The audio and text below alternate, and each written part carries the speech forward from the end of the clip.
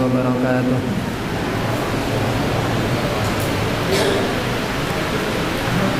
Innal hamdalillah nahmaduhu wa nasta'inuhu wa nastaghfiruh wa na'udzu billahi min shururi anfusina wa sayyiati a'malina. May yahdihillahu fala mudilla lahu wa may yudlil fala hadiya lahu. Asyhadu an la ilaha illallah wahdahu la syarika lah wa asyhadu anna Muhammadan abduhu wa rasuluh. Ya ayyuhalladzina amanu taqullaha haqqa tuqatih wa la tamutunna illa wa antum muslimun.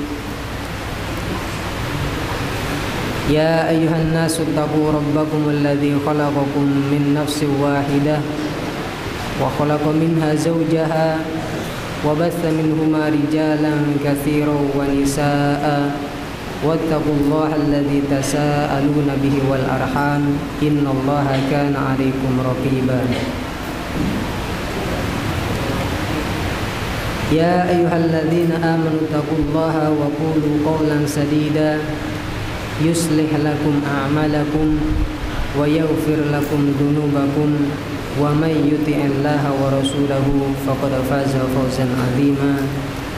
Amma ba'du, fa inna asdaqal hadithi kitabullah wa khairal hadi hadi Muhammadin sallallahu alaihi wasallam wa syarrul umuri muhdatsatuha fa inna kulla muhdatsatin bid'ah wa kulla bid'atin dhalalah wa kulla dhalalatin finnar.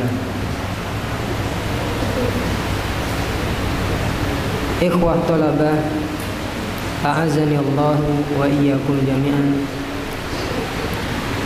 Alhamdulillah, puji syukur kita panjatkan kehadirat Allah Subhanahu wa taala yang sampai pada hari ini kita masih diberi taufik oleh Allah Subhanahu wa taala, diberi kesehatan, karena tidak ada daya dan kekuatan kecuali dari taufik Allah Subhanahu wa taala untuk menjalankan kewajiban-kewajiban kita selaku kaum muslimin, di antaranya adalah menjalankan puasa di bulan Ramadan. Ikhwah talabah yang dimuliakan Allah, bulan Ramadan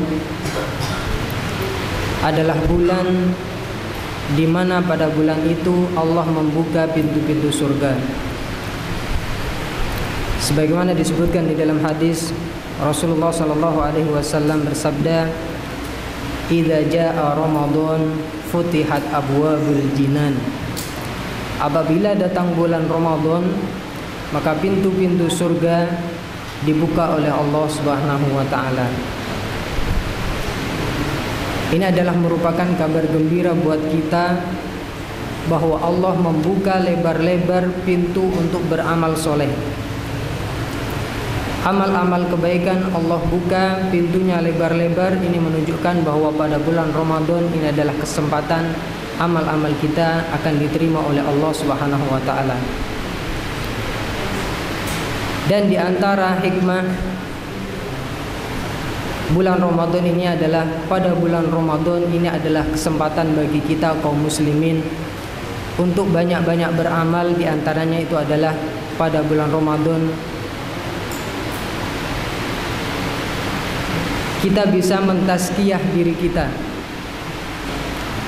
yaitu mentazkiyah, mensucikan, yang biasanya para ulama yaitu menyebutkan dengan tazkiyatun nufus, yaitu mensucikan jiwa. Dan pada kesempatan kali ini, panitia di kajian bulan Ramadan memberikan kesempatan kepada kami untuk menyampaikan yaitu tazkiyatun nufus di bulan Ramadan. Dan adalah buku kecil yang sangat bagus yang ditulis oleh ustadz kita, guru kita, yaitu Ustadz Yazid bin Abdul Qadir Jawas hafizahullah ta'ala, yaitu yang berjudul Manhaj Ahlus Sunnah wal Jamaah dalam Tazkiyatun Nufus. Maka insya Allah di kesempatan sore ini, insya Allah kita akan banyak mengambil atau membacakan poin-poin penting dari kitab tazkiyatun nufus ini.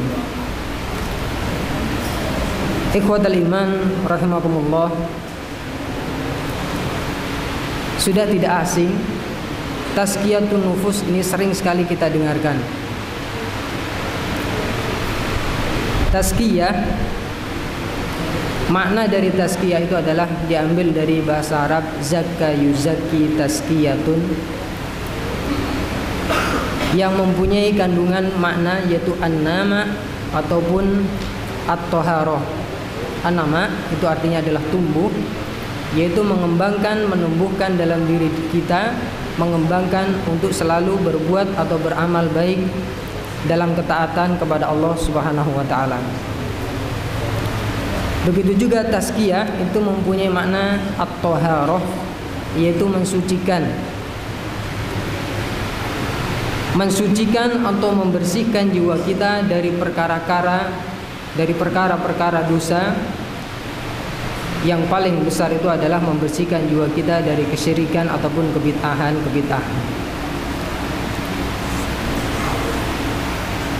Tazkiyatun nufus itu adalah merupakan suatu hal yang sangat penting. Bahkan para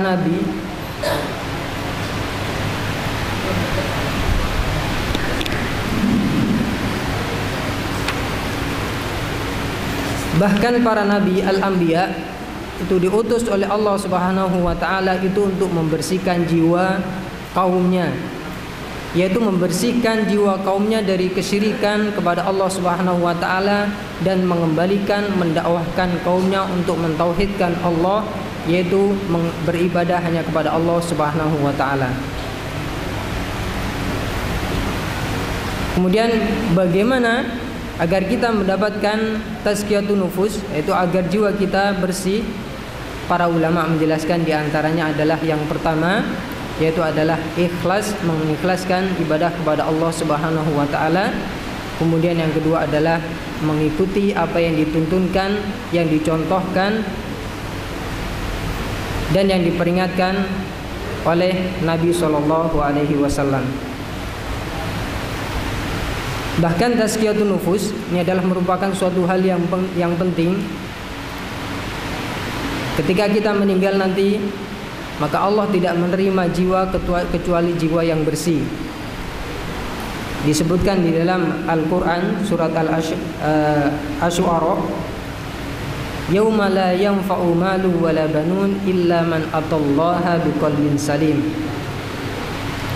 Yaitu pada hari itu, ketika hari kiamat, tidaklah bermanfaat harta dan keturunan kecuali orang-orang yang datang kepada Allah dengan membawa hati yang sehat, hati yang bersih. Ini menunjukkan bahwa hati yang diterima oleh Allah Subhanahu wa taala di akhir hari kiamat nanti adalah hati yang bersih, yaitu dari segala kesyirikan, dari segala dosa-dosa kepada Allah Subhanahu wa taala.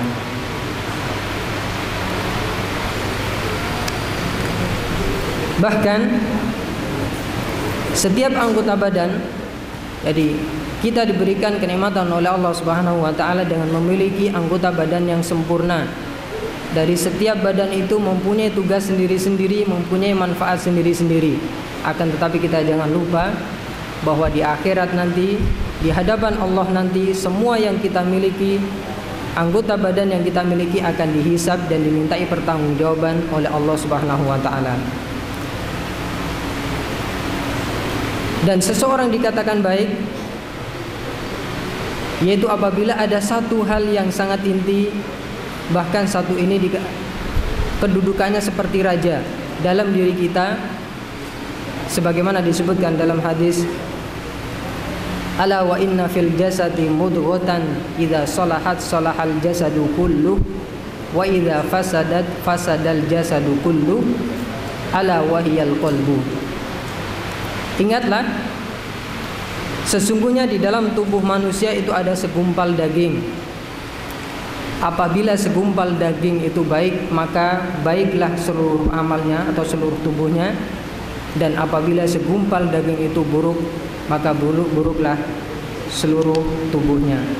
Ketahuilah bahwa segumpal daging itu adalah hati. Ini menunjukkan begitu besarnya pengaruh hati di dalam diri kita. Bahkan hati ini menduduki seperti raja. Apabila rajanya baik, maka masyarakatnya akan baik, dan sebaliknya apabila rajanya ini buruk, maka masyarakatnya akan menjadi buruk.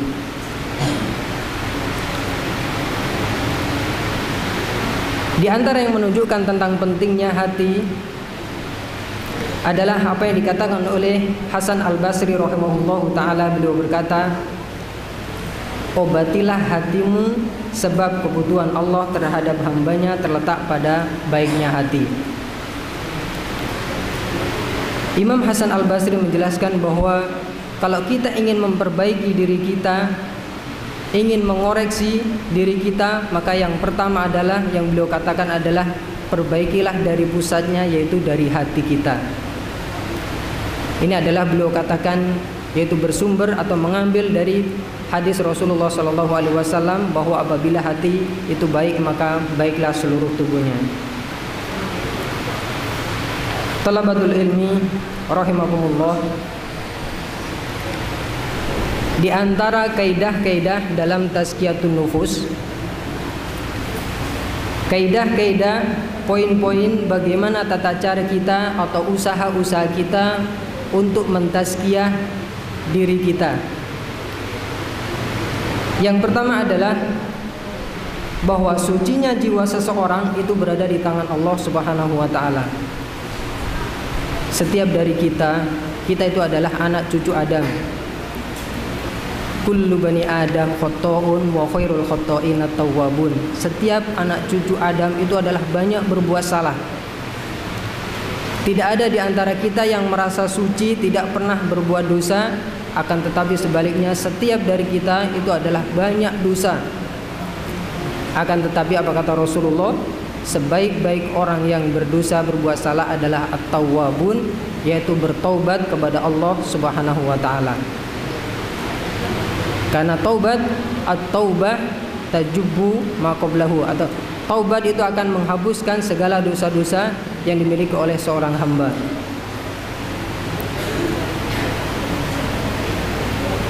Kemudian di antara yang lain, tata cara atau kaidah di dalam tazkiyatun nufus, bahwa tazkiyatun nufus tidak mungkin diperoleh kecuali dengan menempuh petunjuk dan jalan yang telah ditempuh Rasulullah Sallallahu Alaihi Wasallam.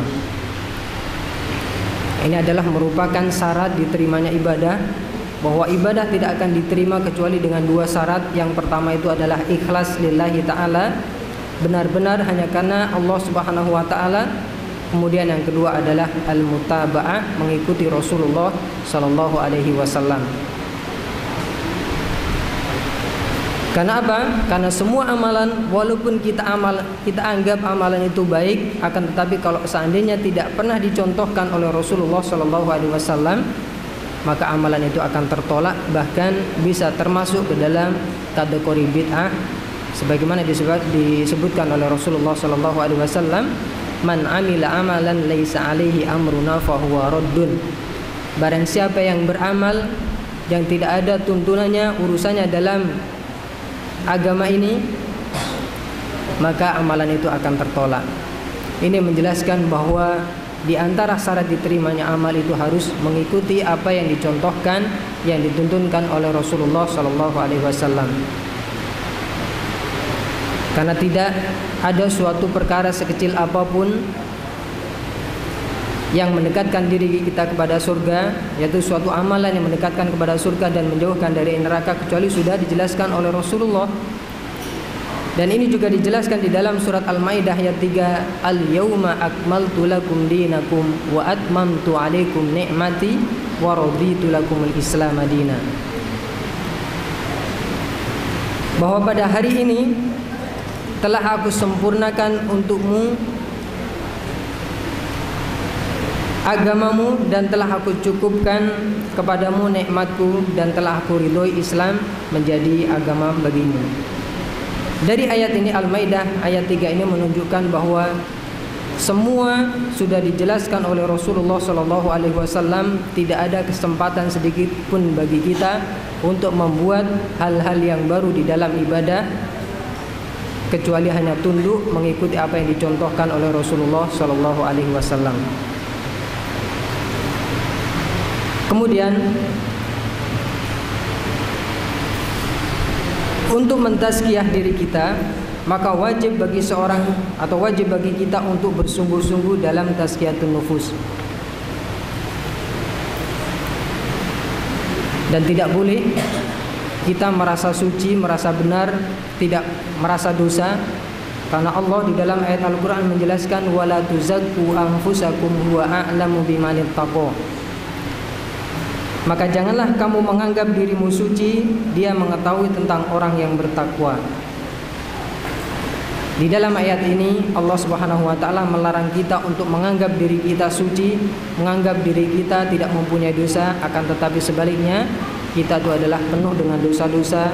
Oleh karena itu kita harus banyak-banyak memohon ampun, istighfar kepada Allah Subhanahu wa taala. Kemudian tazkiyatun nufus itu harus dilakukan dengan dua perkara, yaitu lahir dan batin. Karena seseorang mempunyai jiwanya bersih, maka seseorang itu harus bersih di dalam dua hal, yaitu lahir dan batin. Sebagaimana Allah Subhanahu wa taala berfirman, "Innallaha yuhibbut tawwabina wa yuhibbul mutatahhirin."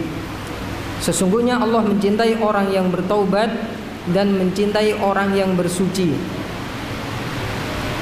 Bertaubat di sini adalah merupakan membersihkan diri kita, jiwa kita, yaitu di dalam batin kita, dari segala dosa-dosa yang telah kita lakukan kepada Allah Subhanahu wa taala. Dan begitu juga Allah mencintai orang yang bersuci, yaitu apabila bersuci kita dengan bersuci sebagaimana yang dicontohkan dan yang diperintahkan oleh Nabi Shallallahu Alaihi Wasallam. Ini menunjukkan bahwa mensucikan diri atau jiwa itu tidak cukup hanya di dalam, yaitu di batin saja, akan tetapi harus mencakup dua hal, yaitu di batin dan di lahir.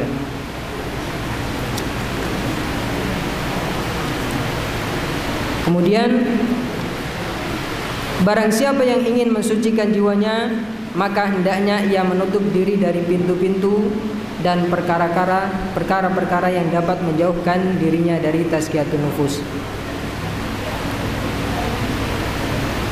Jadi apabila kita ingin membersihkan diri kita, jiwa kita, maka kita harus menutup pintu-pintu, celah-celah yang dimana dari situ merupakan tempat untuk masuknya ke dalam diri kita yang bisa mengotori atau yang bisa mengganggu bagaimana kita ingin mentazkiyah nafas. Di antara hal-hal yang perlu kita tutup itu adalah, yang pertama itu adalah syubhat dan syahwat. Bagaimana kita ketahui bahwa syubhat dan syahwat sekarang itu sudah menyebar bahkan di rumah-rumah kita? Bagaimana sekarang tayangan yang ada di televisi, kemudian bagaimana internet, yang ada di internet itu semuanya ada. Maka benar apa yang dikatakan para ulama bahwa yang disebutkan oleh Rasulullah SAW, yang maknanya di dalam hadis bahwa di akhir zaman nanti akan fitnah itu akan menyebar di setiap rumah-rumah. Ini adalah merupakan di antara tandanya itu adalah bahwa TV itu sudah masuk ke rumah-rumah, dan dari situ fitnah baik syubhat atau syahwat itu bisa masuk ke dalam rumah-rumah. Oleh karena itu maka kita harus menutup pintu ini, agar dengan itu kita bisa membersihkan jiwa ataupun diri kita. Kemudian talabatul ilmi rahimanallah wa iyyakum, di antara kaidah cara bagaimana mentazkiyah atau mensucikan diri kita itu adalah dengan memilih teman yang baik. Ini adalah hal yang sangat penting, karena teman itu pengaruhnya sangat besar di dalam diri kita. Kalau seandainya teman itu baik, maka teman akan memberikan pengaruh kepada kita dalam hal-hal yang baik. Akan tetapi sebaliknya, kalau teman itu tidak baik, maka justru akan mengajak kita kepada hal-hal yang tidak baik. Maka benar seperti perkataan hikmah, sadiquka man abkaka la man adhakaka. Jadi teman yang baik untukmu itu adalah teman yang membuat kamu menangis, bukan teman yang membuat kamu tertawa. Maksudnya apa? Teman yang membuat kamu menangis itu bukan artinya selalu memukul kita, selalu menyakiti kita, tidak. Tapi yang dimaksud di situ adalah teman yang selalu membuat kita menangis adalah yang selalu mengingatkan kita kepada bagaimana kita di akhir hari kiamat kelak. Teman yang selalu mengingatkan kita kepada azab-azab Allah di hari kiamat kelak. Yaitu teman yang selalu memperingatkan kita dan mengajak kita untuk selalu mentaati Allah Subhanahu wa taala. Dan bukanlah teman yang baik itu adalah teman yang selalu membuat kita tertawa, yaitu teman yang selalu mengajak kita bersenang-senang, berfoya-foya. Dia secara zahir mengajak kita bersenang-senang, akan tetapi sebenarnya dia adalah mengajak kepada kebinasaan. Makanya Rasulullah SAW menunjukkan bagaimana pentingnya memilih seorang teman. Rasulullah SAW bersabda, "La tusahib illa mu'minan wala ya'kul ta'amaka illa taqiyun."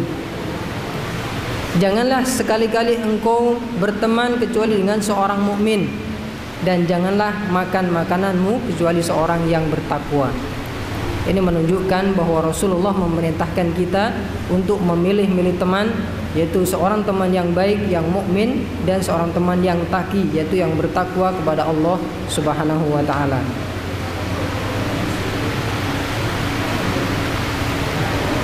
Kemudian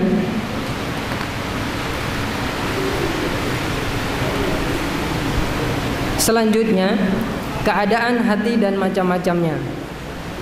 Jadi hati seseorang itu bermacam-macam, sebagaimana disebutkan di dalam hadis yang awal-awal tadi, bahwa di dalam diri kita itu adalah terdapat sesuatu sebagai pusat. Apabila sesuatu itu baik, yaitu segumpal daging, yang dimaksud di situ adalah hati. Apabila hati itu baik, maka baiklah seluruh tubuhnya, dan sebaliknya apabila hati itu buruk, maka buruklah seluruh tubuhnya. Macam-macam hati itu ada 3. Hati yang sehat, hati yang mati, dan hati yang sakit. Hati yang sehat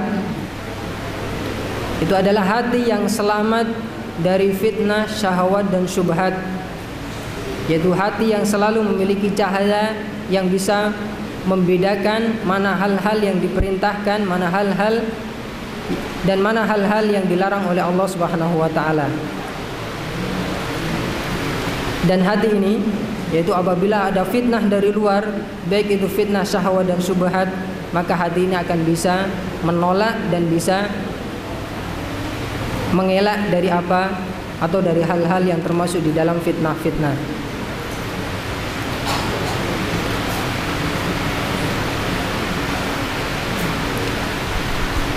Kemudian hati yang kedua itu adalah hati yang mati. Hati yang mati itu adalah, di antara hati itu ada yang seperti spons. Jadi di antara tanda atau ciri-ciri hati yang mati itu adalah seperti spons. Sebagaimana kita ketahui bahwa spons itu apabila ada air apa saja maka akan diserap. Baik air itu putih, baik air itu hitam, baik air itu berwarna-warni, maka akan diserap, tidak dibeda-bedakan oleh spons. Begitu juga dengan hati yang mati. Maka hati yang mati ini akan menyerap seluruh hal dari luar, baik syubhat ataupun syahwat, baik itu hal-hal yang sebenarnya adalah kemaksiatan kepada Allah, semuanya akan diserap tanpa dipilah dan dipilih, tanpa dibeda-bedakan. Dan ini akan sangat berbahaya, karena nanti di akhirnya hati yang mati ini tidak bisa membedakan mana yang benar, mana yang diperintahkan oleh Allah, dan mana yang dilarang oleh Allah. Bahkan hati yang mati ini akan justru sebaliknya, ada hal yang dilarang oleh Allah akan tetapi malah dianggap diperintah oleh Allah, dan hal yang diperintah malah dianggap itu dilarang oleh Allah. Kemudian yang ketiga, yaitu hati yang sakit. Dan hati yang sakit itu adalah hati yang di dalamnya terdapat 2 hal. terdapat sisi kebaikan, akan tetapi juga terdapat di dalamnya sisi keburukan. Dan hati yang sakit ini terkadang-kadang lebih condong untuk melakukan kebaikan, dan lebih condong terkadang di lain waktu juga lebih condong untuk melakukan keburukan atau kemaksiatan. Jadi kalau seandainya ajakan hati untuk melakukan hal-hal kebaikan, maka akan baik. Dan kalau seandainya lebih condong dalam hal untuk mengajak kepada kejahatan, kemaksiatan, maka hati ini akan cenderung untuk berbuat maksiat. Tergantung lebih dominan yang mana, antara yang baik ataupun yang buruk.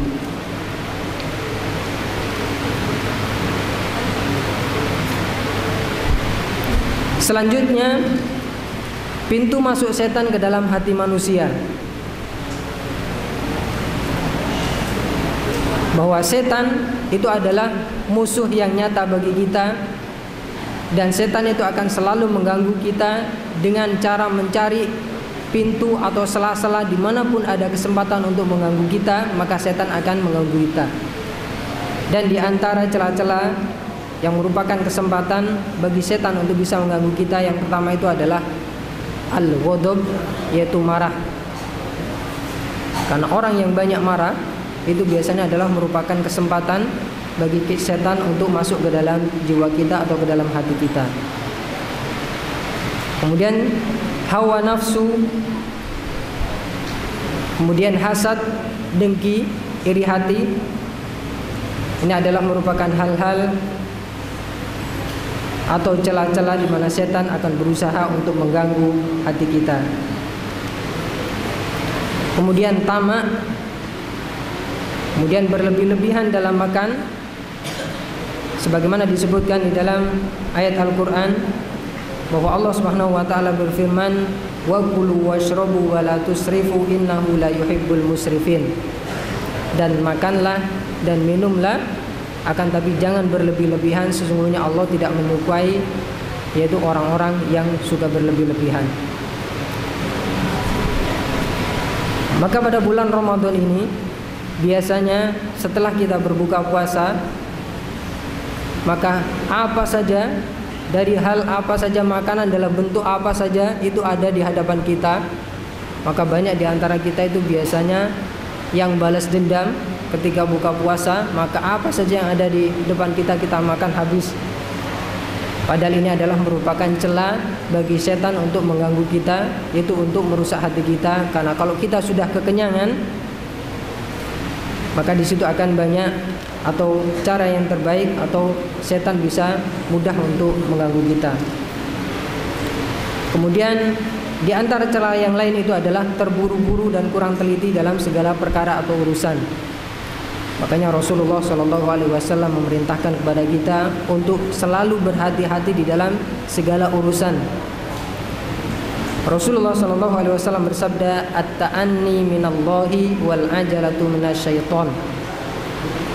Bahwa sikap pelan-pelan itu adalah dari Allah, yaitu berhati-hati, dan sebaliknya ketergesaan itu adalah berasal dari setan.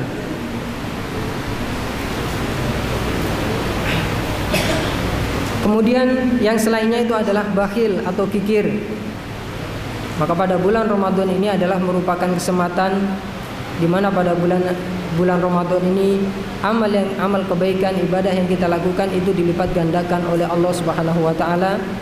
Bahkan Rasulullah sallallahu alaihi wasallam, beliau itu adalah kedermawanan beliau itu semakin bertambah-tambah pada bulan Ramadan. Maka hendaklah kita pada bulan Ramadan ini banyak-banyak bersedekah.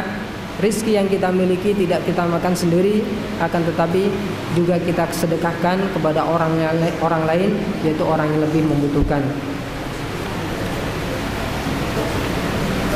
Ikhwah thalabah rahimakumullah.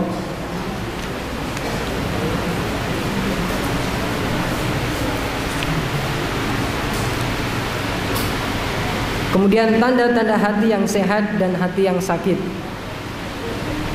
Jadi dari tanda-tanda ini kita akan bisa mengetahui apakah hati kita termasuk ke dalam hati yang sehat, ataupun sebaliknya, waliyadzubillah, hati kita termasuk ke dalam hati yang sakit. Di antara tanda-tanda hati yang sehat adalah yang pertama, hati yang sehat selalu mengutamakan hal-hal yang bermanfaat. Makanya Rasulullah SAW bersabda, "Da' ma yuribuka ila ma la yuribu ila ma yuribuka." Yaitu tinggalkanlah apa yang tidak bermanfaat kepada hal-hal yang lebih bermanfaat. Imam Ibnul Qayyim rahimahullah ta'ala mengatakan bahwa hati yang sehat yaitu hati yang lebih mengutamakan yang bermanfaat daripada hal-hal yang berbahaya.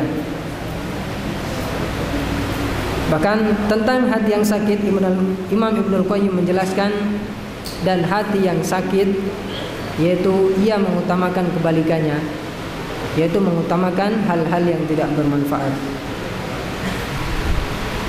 Kemudian di antara tanda hati yang sehat juga mengutamakan akhirat daripada dunia.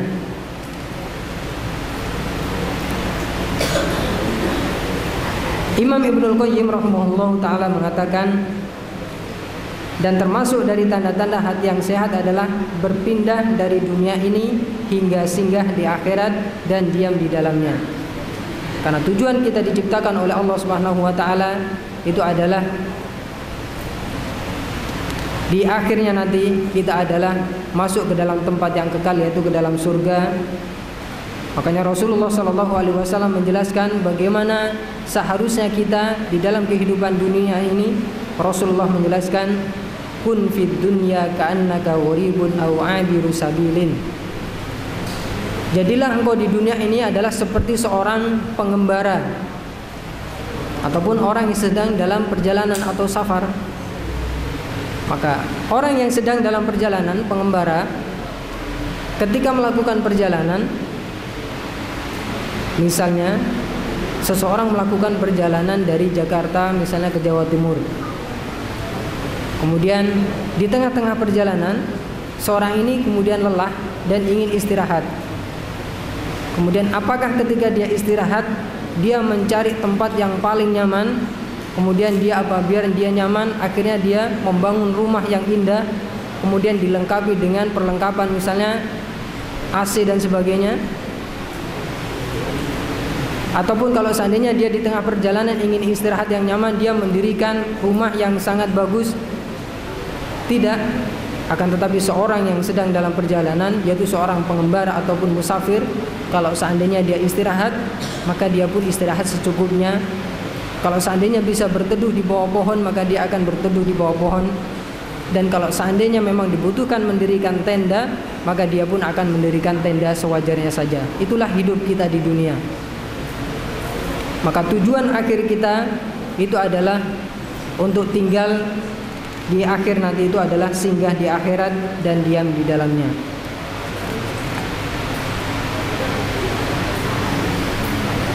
Rasulullah SAW bersabda, di antara beliau berdoa, yaitu doanya adalah Allahumma la aisha illa aisul akhirah fa aslihil ansara wal muhajirah. Ya Allah, tidak ada kehidupan yang kekal kecuali kehidupan akhirat, maka bereskanlah urusan kaum Ansor dan kaum Muhajirin. Di dalam hadis ini Rasulullah menjelaskan bahwa la aisha illa aisul akhirah, tidak ada kehidupan yang sesungguhnya, kehidupan yang kekal itu kecuali kehidupan di akhirat kelak. Dan Ali bin Abi Thalib radhiyallahu anhu menjelaskan bahwa kehidupan di dunia ini adalah merupakan hanyalah waktu untuk beramal, dan kehidupan di akhirat nanti itu adalah waktu untuk dihisab dan tidak ada kesempatan untuk beramal. Ali bin Abi Thalib berkata, fa innal yawma amalun wala hisab wa ghadan hisabun wala amal. Sesungguhnya pada hari ini itu adalah kesempatan untuk beramal, belum ada hisab. Akan tetapi besok pada hari kiamat itu adalah hanya yang ada itu adalah hisab, tidak ada kesempatan untuk beramal. Kemudian yang lainnya yaitu bertobat kepada Allah dan menggantungkan hidupnya hanya kepadanya. Allah Subhanahu wa taala berfirman, "Inna sholati wa nusuki wa mahyaya wa mamati lillahi rabbil alamin, la syarika lahu wa bidzalika umirtu wa ana awwalul muslimin." Di dalam surat Al-An'am ayat 162 sampai 163 ini Allah menjelaskan bahwa hendaklah kita menggantungkan hidup kita itu hanya kepada Allah Subhanahu wa taala. Inna sholati wa nusuki, sesungguhnya solatku dan ibadahku, wa mahyaya wa mamati lillahi rabbil alamin, hidup dan matiku hanya untuk Allah Subhanahu wa taala.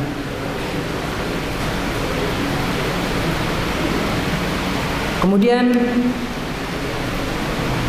di antara ciri-ciri hati yang sehat itu adalah selalu ingat kepada Allah dan tidak bosan dalam beribadah kepadanya.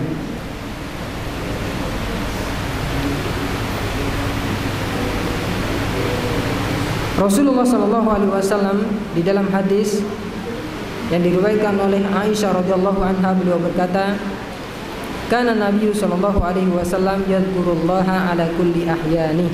Bahwa Rasulullah sallallahu alaihi wasallam itu selalu mengingat Allah dalam segala keadaan atau dalam setiap keadaan beliau.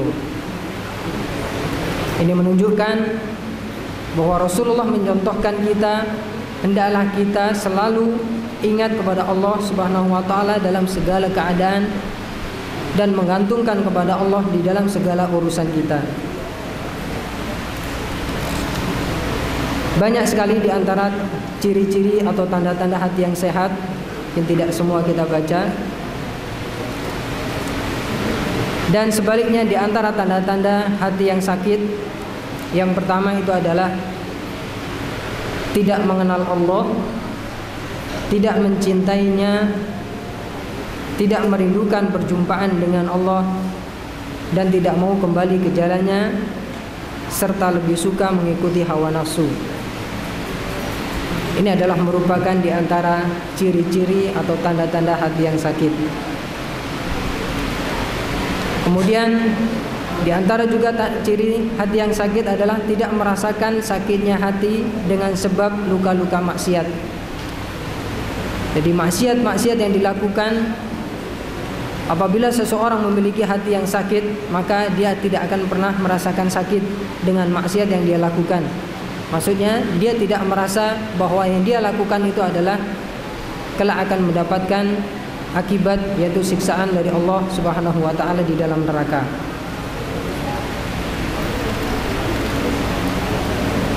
Kemudian di antara tanda hati yang sakit adalah meninggalkan makanan yang bermanfaat dan memilih racun yang berbahaya.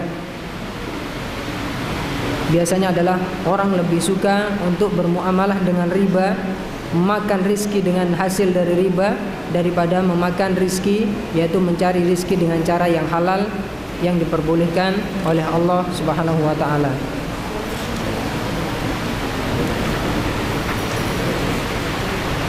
Selanjutnya di antara tanda hati yang sakit adalah cinta kepada dunia, senang tinggal di dunia, tidak merasa asing di dunia, dan tidak merasa rindu kepada akhirat.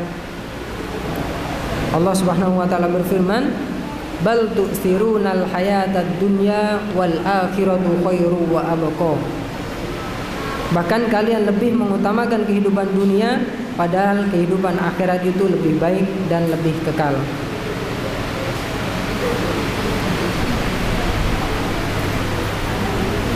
Selanjutnya, sebab-sebab hati menjadi sakit. Jadi apakah sebab-sebab yang bisa menyebabkan hati menjadi sakit? Yang pertama adalah syirik kepada Allah Subhanahu wa taala dan nifak. Ini adalah merupakan sebesar-besar dosa, karena Allah Subhanahu wa taala mengampuni segala dosa baik besar ataupun kecil, akan tetapi syirik yang tidak diampuni oleh Allah Subhanahu wa taala.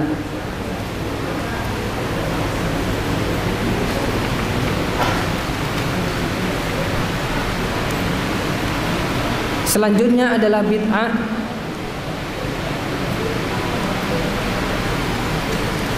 Di antara sebab yang bisa menyebabkan hati menjadi sakit itu adalah kebid'ahan yang dilakukan oleh seorang hamba. Bid'ah sangat merusak agama dan lebih dicintai oleh iblis daripada maksiat. Karena kenapa? Imam Sufyan Ats-Tsauri rahimahullahu, beliau berkata, al-bid'atu ahabbu ila iblisa minal ma'siyah, wal ma'siyatu yutabu minha, wal bid'atu la yutabu minha. Perbuatan bid'ah itu lebih dicintai oleh iblis daripada kemaksiatan.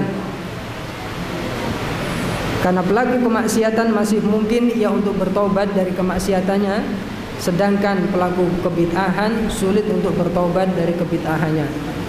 Oleh karena itu, apabila kita lihat di masyarakat bagaimana banyak sekali orang-orang yang melakukan kebid'ahan, akan tetapi mereka justru mengajak kaum muslimin yang lainnya untuk melakukan kebid'ahan, karena mereka menganggap kebid'ahan yang mereka lakukan itu adalah baik. Karena itulah kenapa kemaksiatan itu lebih mudah untuk bertobat, karena orang yang melakukan kemaksiatan sadar bahwa itu adalah maksiat, bahwa itu dilarang oleh Allah dan Rasulnya. Sedangkan seseorang yang melakukan kebid'ahan, mereka menganggap bahwa apa yang mereka lakukan itu adalah hal yang baik. Selanjutnya yang bisa merusak hati itu adalah dosa dan maksiat. Kemudian cinta dunia. Sebagaimana para salaf, para ulama salaf, mereka itu bersepakat mutawatir bahwa cinta dunia itu merupakan induk dari segala kesalahan dan dosa.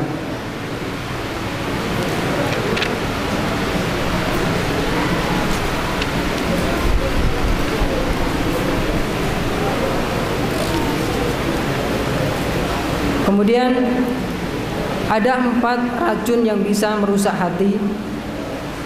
Yang pertama itu adalah berlebihan dalam berbicara. Maka Rasulullah SAW bersabda, "Man kana yu'minu billahi wal yaumil akhir falyaqul khairan aw liyasmut." Barang siapa yang beriman kepada Allah dan hari akhir, maka hendaklah dia berkata yang baik ataupun diam. As-sumtu hikmatun wa qalilun fa'iluhu, bahwa diam itu banyak hikmahnya, akan tetapi orang yang melakukan atau orang yang diam itu sedikit, akan tetapi lebih banyak orang yang suka berbicara.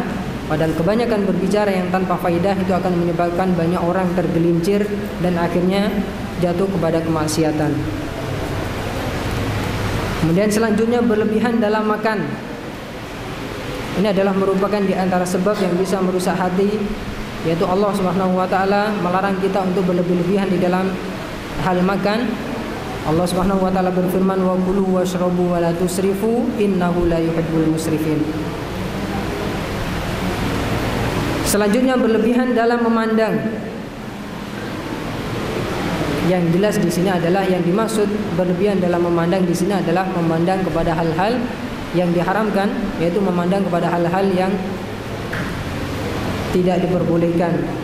Seperti Rasulullah SAW, beliau berkata kepada Ali bin Abi Thalib radhiyallahu anhu, "Ya Ali, la tutbi'in nadratan nadrata, fa inna lakal ula wa laysat lakal akhirah." Wahai Ali, janganlah engkau mengikuti satu pandangan dengan pandangan lainnya, karena pandangan yang pertama untukmu dan yang kedua adalah bukan untukmu. Jadi kalau seandainya kita tidak sengaja berjalan kemudian melihat wanita, pandangan yang pertama kalau seandainya tidak sengaja itu adalah kata Rasulullah, fa inna lakal ula. Pandangan yang pertama itu adalah untukmu, maksudnya tidak mendapatkan dosa. Akan tetapi kalau seandainya diikuti dengan pandangan selanjutnya, itu adalah mendapatkan dosa. Kemudian dari akhir pembahasan tentang tazkiyatun nufus ini adalah bagaimana mengobati hati yang sakit, yaitu obat penyakit hati. Yang pertama di antara usaha-usaha atau hal-hal yang bisa mengobati hati yang sakit adalah mentauhidkan Allah dan menjauhkan kesyirikan. Ini sudah jelas. Karena semua dosa akan diampuni oleh Allah Subhanahu wa taala kecuali dosa syirik. Maka barang siapa yang ingin mendapatkan atau memiliki hati yang bersih, yaitu yang selalu taat kepada Allah, maka dia harus mentauhidkan Allah dan menjauhkan dari kesyirikan. Kemudian yang kedua, menuntut ilmu syar'i dan mengamalkannya serta menerima kebenaran dan mengamalkannya. Maka alhamdulillah antum berada di pesantren, yaitu dengan tidak lain adalah tujuan untuk menuntut ilmu syar'i. Maka mudah-mudahan dengan itu kita diberi kemudahan oleh Allah, diberi taufik oleh Allah untuk bisa membersihkan diri kita, membersihkan jiwa kita. Kemudian menjauhkan diri dari perbuatan dosa dan maksiat. Karena dosa dan maksiat, semakin banyak dosa yang kita lakukan, maka dosa-dosa ini akan memberikan tanda hitam di dalam hati. Maka kalau kita ingin membersihkan jiwa dan hati kita, maka kita harus berusaha untuk menjauhi dosa-dosa dan maksiat kepada Allah Subhanahu wa taala. Kemudian yang selanjutnya adalah berzikir dan istighfar. Ini menunjukkan tentang begitu besar keutamaan zikir kepada Allah Subhanahu wa taala. Bahkan Ibnu Taimiyah rahimahullahu mengatakan, "Az-zikru lil qalbi mithlul ma'i lis-samakah. Fa kaifa yakunu halus samaki idza faraqal ma'?" Kedudukan zikir bagi hati kita itu adalah bagaikan kedudukan air bagi ikan. Maka bagaimana keadaan seekor ikan apabila ikan itu berpisah dari air? Maka setiap ikan akan mati. Tidak ada ikan yang bisa hidup, yaitu yang tidak tinggal di dalam air. Begitu juga dengan hati kita, yaitu hati yang tidak pernah mengingat Allah, tidak pernah zikir kepada Allah, maka dikhawatirkan kelama-lamaan hati akan menjadi mati. Kemudian selanjutnya, di antara obat penyakit hati itu adalah membaca Al-Quran. Bulan Ramadan adalah merupakan syahrul Quran, di mana pada bulan Ramadan Al-Quran diturunkan oleh Allah Subhanahu wa taala. Maka ini adalah merupakan kesempatan bagi kita untuk banyak-banyak membaca Al-Quran, karena dengan Al-Quran semua hal dijelaskan oleh Allah Subhanahu wa taala di dalam Al-Quran. Kemudian selalu bertobat kepada Allah Subhanahu wa taala. Di antara obat penyakit hati adalah selalu bertobat kepada Allah Subhanahu wa taala. Bahkan bagaimana Rasulullah sallallahu alaihi wasallam mencontohkan kepada kita, beliau bertobat di dalam satu hari itu bahkan sampai sebanyak 100 kali. Tobatnya Rasulullah sallallahu alaihi wasallam itu sampai 100 kali, padahal Rasulullah sallallahu alaihi wasallam adalah seorang nabi yang maksum, yaitu dosa-dosa beliau baik yang telah lalu ataupun yang akan datang sudah diampuni oleh Allah. Walaupun demikian, Rasulullah sallallahu alaihi wasallam selalu bertobat kepada Allah, bahkan di dalam satu hari itu tobat beliau sampai 100 kali ataupun lebih. Ikhwatal iman rahimani Allah wa iyyakum. Kemudian di antara obat yang lain adalah menyibukkan diri dengan hal-hal yang bermanfaat. Jadi meninggalkan hal-hal yang tidak bermanfaat, kemudian kita melakukan hal-hal yang bermanfaat. Kepada bulan Ramadan ini kita tinggalkan hal-hal yang tidak bermanfaat dan kita gunakan waktu sebaik-baiknya untuk banyak-banyak beribadah kepada Allah Subhanahu wa taala. Kemudian yang terakhir adalah zuhud terhadap dunia. Dunia ada di tangan kita, akan tetapi hati kita tidak disibukkan dengan dunia. Jadi tujuan kita hidup tidak hanya karena dunia, sebagaimana disebutkan di dalam hadis bahwa barang siapa yang tujuan akhirnya dunia, jadi tujuan utamanya dunia, maka Allah justru akan menjadikan kegelisahan, kefakiran di dalam hatinya.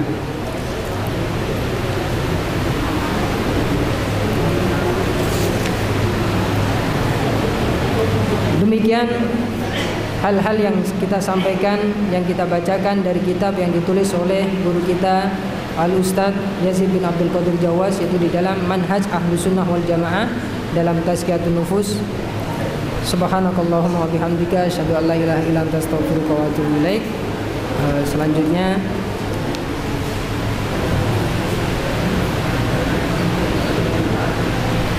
ada pertanyaan?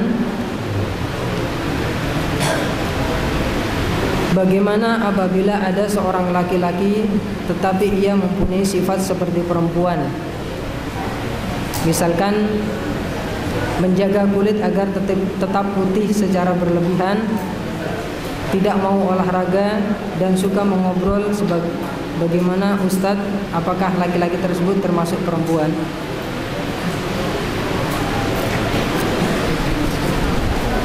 Rasulullah Shallallahu Alaihi Wasallam menjelaskan di dalam hadis bahwa Allah Subhanahu wa taala melaknat seorang laki-laki yang menyerupai perempuan dan seorang perempuan yang menyerupai laki-laki. Di sini dijelaskan bahwa tasyabbuh, yaitu menyerupai lawan jenis, hukumnya itu adalah haram. Tidak boleh.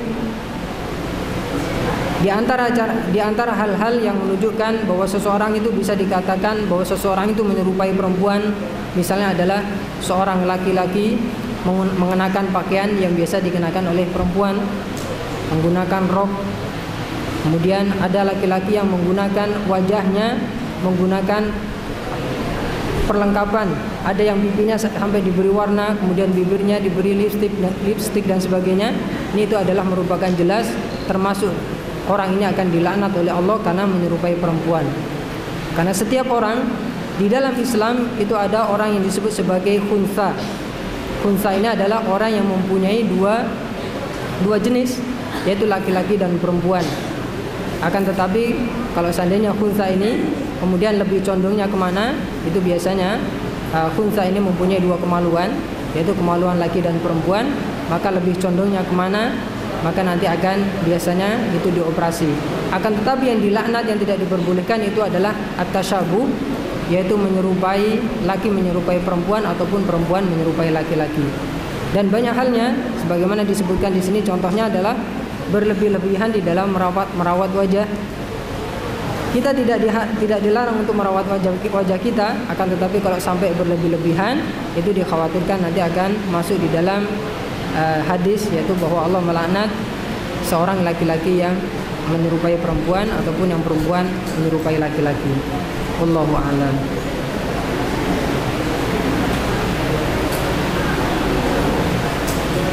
Ustaz, apakah berlari-lari dalam hal apapun dengan niat mencari keringat, apakah hal tersebut termasuk dalam kategori terburu-buru? Tidak. Kalau tujuannya untuk olahraga, mengeluarkan keringat, itu bukan termasuk al-ajalah. Yang dimaksud terburu-buru di sini adalah tergesa-gesa. Sedangkan kalau tujuannya lari-lari mencari keringat, itu malah justru adalah untuk mencari kesehatan, dan itu adalah diperintahkan dalam agama kita. Wa al-mu'minul qawiyyu ahabbu ilallahi minal mu'minid dha'ifi. Itu seorang mukmin yang kuat itu lebih disukai dan dicintai oleh Allah daripada seorang mukmin yang lemah.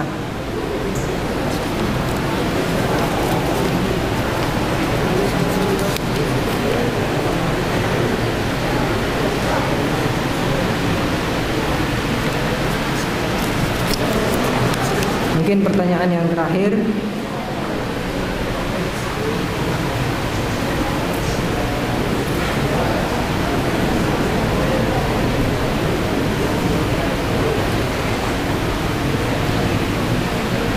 Ada pertanyaan, Ustadz, kalau kita sedang berpuasa lalu kita kemudian, ini afwan sebelumnya, ini mungkin anak yang baru balik, kemudian kita mimpi basah lalu keluar air mani, apakah puasa kita batal dan harus kita lakukan, apakah harus mengqadha? Tidak. Karena di antara tanda seseorang menjadi balik itu tandanya diantaranya itu adalah biasanya mimpi basah, dan ini tidak membatalkan puasa karena itu adalah tanpa disengaja. Dan yang jelas yang membatalkan puasa itu adalah kalau seandainya disengaja. Wallahu alam. Mungkin masih banyak yang belum bisa jawab. Insyaallah akan dijawab di lain waktu. Kita tutup dengan baca doa kafaratul majlis. Subhanakallahumma wa bihamdika asyhadu an la ilaha illa anta astaghfiruka wa atubu ilaik. Sallallahu ala nabiyyina Muhammad wa ala alihi wa ashabihi ajma'in. Assalamualaikum warahmatullahi wabarakatuh.